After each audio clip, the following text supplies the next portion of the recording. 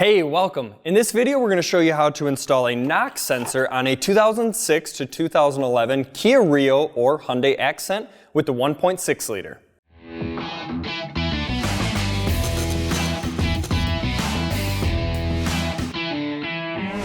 So if your knock sensor's gone bad on your 1.6 liter Rio or Accent, you're in luck. It's not too difficult of a job to do on here. The labor time for a technician to install the sensor is 4/10 of an hour, or just under a half an hour worth of labor.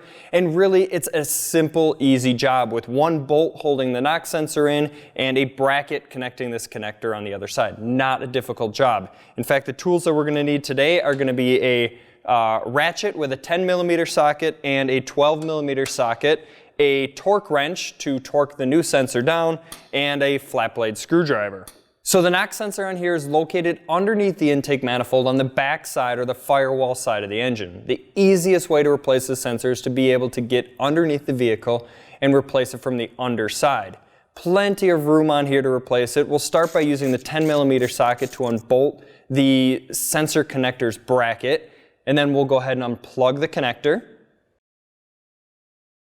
And then we'll use our 12mm socket to unbolt the sensor from the engine block. Now the new sensor does not come with the bracket in this case. Not a big deal, we can reuse the bracket as long as it's in good enough shape. The issue comes when that bracket's been sitting on the car for over 10 years, it gets rusted in place and is hard to remove. So being that we're not reusing the old sensor, it's okay if we kind of break the connector to get it off of the bracket. So I like to take a flat blade screwdriver and get it between the connector itself and the bracket and twist and pry a little bit until we break the connector apart to get it off. Now before we try installing that bracket onto our new connector, I like to take a file to it, file down some of that rust so that it goes onto the new sensor's connector very easily without a lot of force. Now we're going to bolt the sensor down with that 12mm bolt. Now do not go ahead and ram this thing down Guten tight or whatever spec you want to use. There is a torque spec on here, and torque is critical on a knock sensor. This sensing element inside of here uses a ceramic piezo crystal that, while it sounds like a fancy term, is really just a piece of ceramic in here. And if you over tighten the bolt on here, you can crush or break that ceramic. If you leave the bolt too loose, the sensor can vibrate and actually respond like the engine's knocking, even though it's just a sensor vibrating.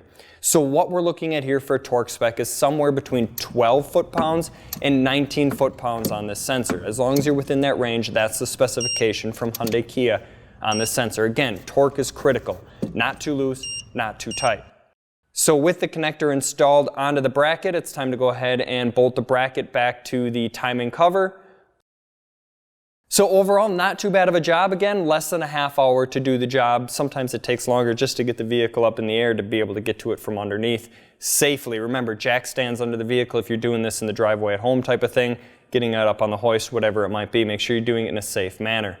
If you liked the video, if you found it helpful, please give us that thumbs up. Subscribe to our channel if you haven't already, hitting that little bell icon. That way you get notified next time we come out with our next video.